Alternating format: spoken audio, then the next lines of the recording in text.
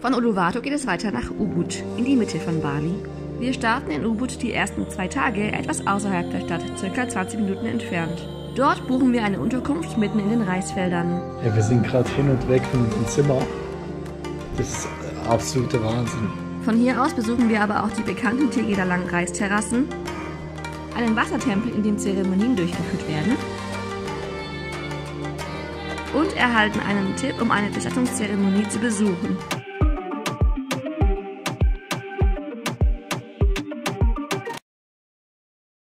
Wir haben hier ein kostenloses Upgrade bekommen und deshalb sind wir jetzt in einem Bungalow. Also wir sind jetzt gerade hier runtergelaufen und man läuft wirklich zwischen den Reisterrassen einfach durch. Und es ist so laut, vor lauter Fröschen. Die quaken hier nämlich die ganze Zeit. Ey, das ist so ein... Geil. Das ist so cool. Wirklich. Das erste Mal ein Außenbad zu haben, war auch eine ganz besondere Erfahrung. Pro Nacht schlafen wir hier für ungefähr 10 € mit Frühstück. You want spicy? A little bit spicy, yeah. Oh, okay. Yeah. Woran man merkt, dass Bali ein touristischer Ort ist, im Vergleich zum Rest von Indonesien, ist hier auf Bali nichts mehr scharf.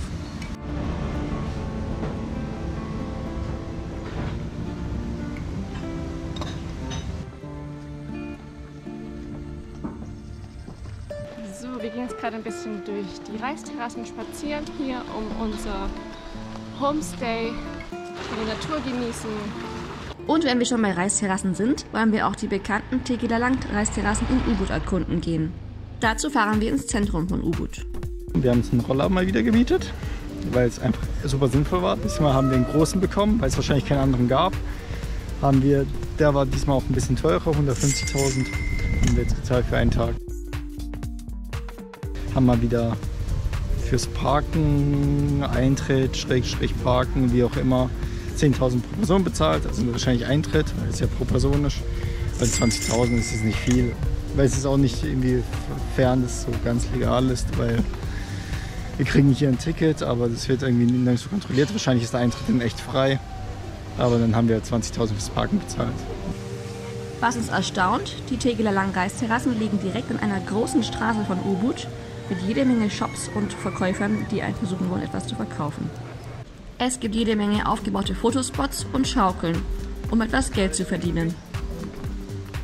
Für unseren Geschmack etwas zu viel des Guten. Es sind schon noch einige Touristen hier, jedoch verteilt es sich und man kann trotzdem in Ruhe Videos und Fotos machen. Also unser Tipp definitiv, macht die Reisterrassen früh morgens, dann sind hoffentlich noch nicht so viele Menschen hier.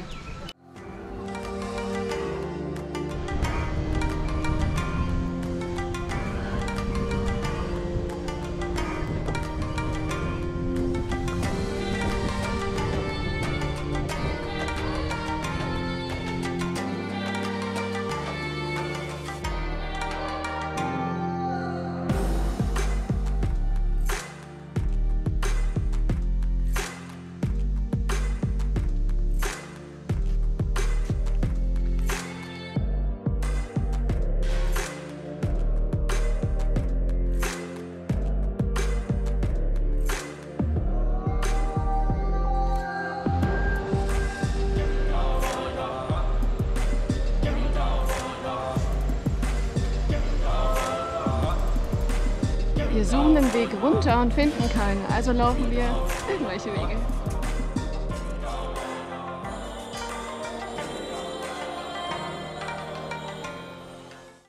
Danach packt uns der Hunger und wir gehen in einem der Restaurants an der Straße essen.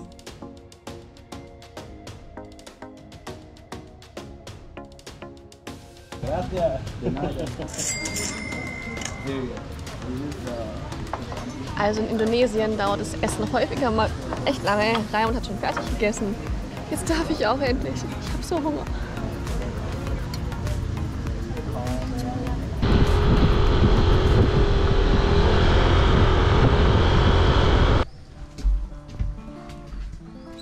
In unserer Unterkunft organisieren wir jetzt noch die nächsten Tage und unsere Weiterreise nach Vietnam.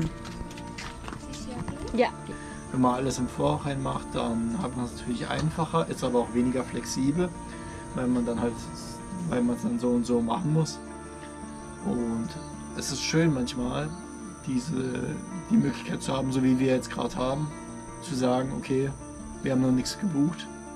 Unterschätzt schon auch, dass man auch zwischendrin einfach Zeit braucht zum Organisieren, zum Nachlesen, zum Sachen buchen und vergleichen. Aber ja, es gehört dazu und manche sagen mir immer, sie haben das nicht so, aber wir haben uns schon auch ein paar getroffen, denen geht es genauso, also alles gut. Genau. Wie geht es denn euch, wenn ihr unterwegs seid? Habt ihr auch solche Organisationsstresstage, wo ihr viel macht? Schreibt in die Kommentare.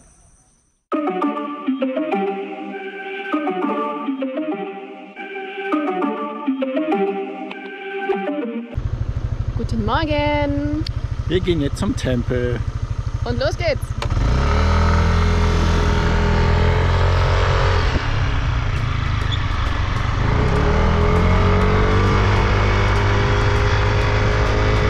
Apropos Tempel, davon gibt es in Bali wirklich jede Menge.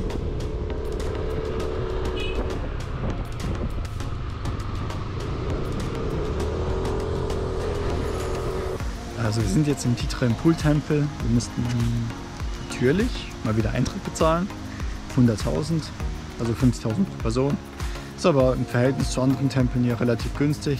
Ich hätte gedacht, dass er teurer ist dafür, dass er so fame ist. Jetzt gucken wir uns den Tempel mal an und schauen, warum er so fame ist.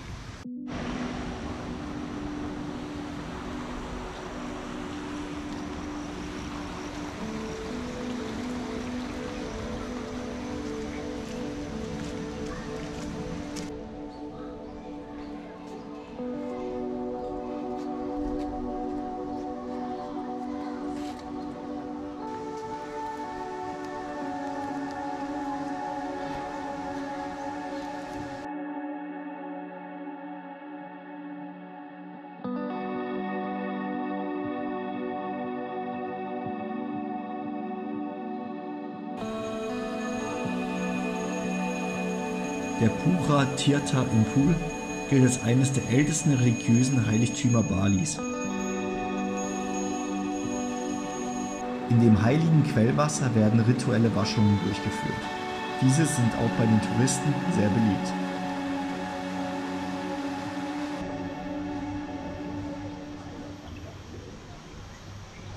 Wir haben uns jetzt auch einen Badesalon ausgeliehen. Natürlich auch für ein bisschen Geld. Und jetzt können wir selber die Wasserzeremonie machen gehen. Damit wir diese richtig machen, stehen einige Guides für ein bisschen Trinkgeld zur Verfügung. So now I would suggest you to do a prayer with a simple one thing, okay, like meditation. Wir beginnen mit einer kurzen Meditation.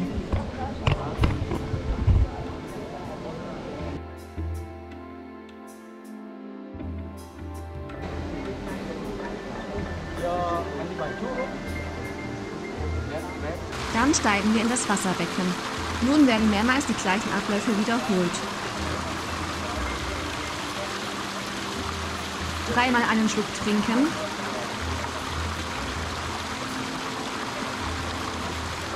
Dreimal das Gesicht waschen.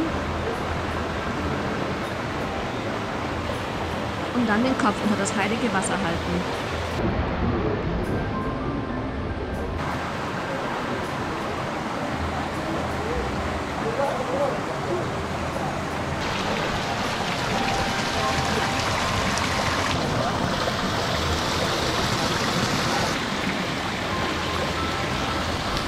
Ich muss sagen, es hat sich echt gut angefühlt. Also es hat, auch wenn man jetzt vielleicht nicht daran glaubt, aber allein dieses rituelle, immer wieder wiederholende, Dieses hat auch sowas, bereinigende. ja, hat so was Befreiendes. Also ich fühle mich ehrlich gesagt wirklich gut. Ja. Das Wasser ist kalt, aber angenehm. Richtig schönes Gefühl. Genau. Ich fühle mich gerade wirklich rein. Jetzt gehen wir uns erstmal ein bisschen trocken machen.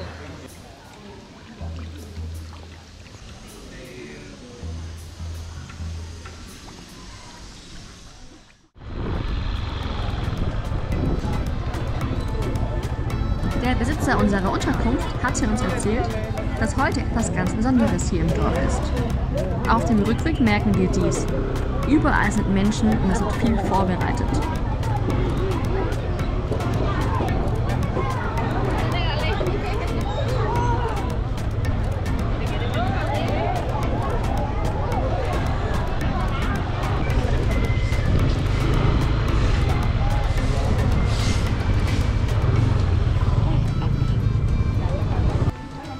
Celebon, eine Bestattungszeremonie. Der Besitzer unseres Homestays hat uns eingeladen, auch teilzunehmen. Bei der Bestattungszeremonie wurde der Leichnam bereits einmal beerdigt. Aus dem Grab werden die verbliebenen Knochen der Person entnommen und diese werden in dem Ritual eingeäschert. Es werden hier ganz große Skulpturen an uns vorbeigetragen. Und die Knochen wurden wohl schon am Morgen entnommen und gereinigt. Nun werden sie in diesen Skulpturen wieder zurück zum Friedhof getragen.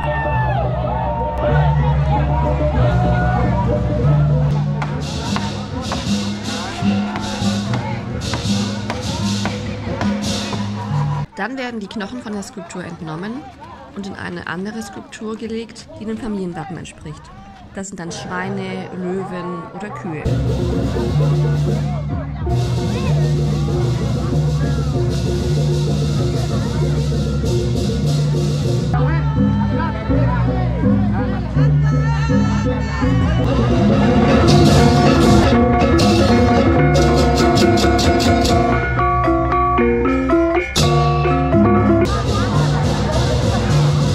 Uns wird jetzt hier gerade von den beiden netten Herren wurde uns erklärt, was hier gemacht wird. Sie haben mit uns ein Video gemacht, was total cool war und haben sich jetzt bereit erklärt, mit uns auch ein Video zu machen. Also sie haben uns erklärt, was genau die Zeremonie bedeutet, wie es gemacht wird und was die Symbolik dahinter ist und dass das ganz häufig stattfindet, also einfach fantastisch. What's your name? Yes, my name is Iwagu. Bobby Jack. Obijek, it's very nice to meet you. Thank you for explaining here, and thank you for the interview. Yes, nice to meet you guys. I'm really happy to meet you, to try to explain our cultures. We have today a cremation. Die Beerdigung ist ja auch echt kein trauriger Anlass, sondern die Leute sind super fröhlich und feiern richtig. Außer einem anderen Pärchen sind wir auch die einzigen Touristen hier. Und wir werden super freundlich aufgenommen und begrüßt.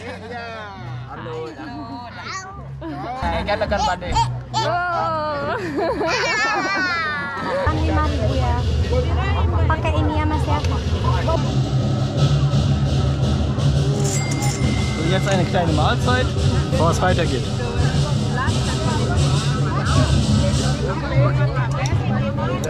Jetzt werden in der balinesischen Bestattungszeremonie die Familienwappen mit den Knochen verbrannt.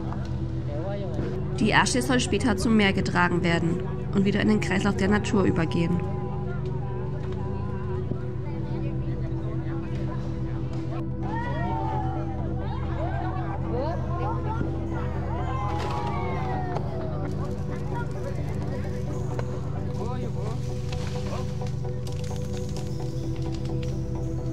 Die Seelen der Verstorbenen sollen frei sein, dass sie als bessere Personen wiedergeboren werden können.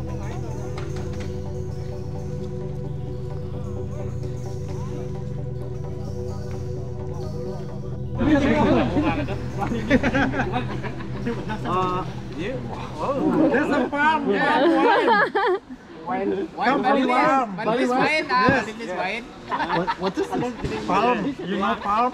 What? Coconut wine. Coconut wine. Okay, ice drink. One for him. Hello, Jam. Jam. Milk. Okay. Good.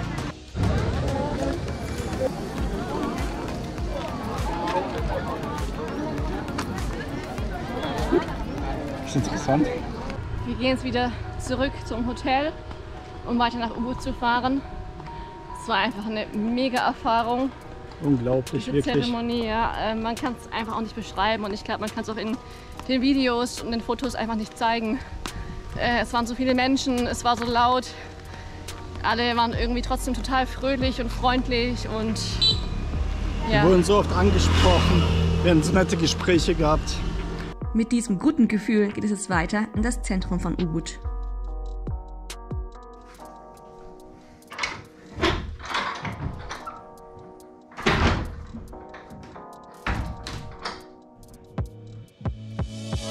Ubud ist das Zentrum von Bali. Der sehr beliebte Ort bei Touristen hat einige Tempel und den bekannten Affenwald zu bieten. Außerdem könnt ihr euch an internationaler Küche aus der ganzen Welt erfreuen. Von hier aus zieht es uns in den touristisch wenig erschlossenen Norden Balis.